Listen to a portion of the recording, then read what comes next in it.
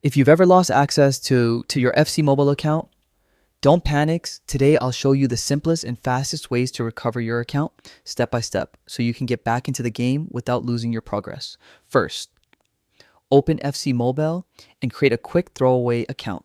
This just lets you access the settings. Once you're in, tap the gear icon in the top right corner. If your account was previously linked, you'll see your linked options right away. To start recovering, tap Link Accounts. Here, choose the service you originally used, Game Center, Facebook, or your EA account. Logging in through the correct platform can instantly restore your saved progress. If that doesn't work, there's another method. Go back to the gear icon and this time scroll down until you find customer service. Tap it, and in the search bar, type Recover. You'll see an article titled, How do I recover lost game progress? Open it and follow the instructions provided.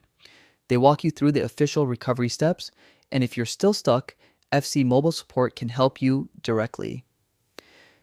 In customer service, tap Chat with Us. Select Manage My Account, then type Lost Account.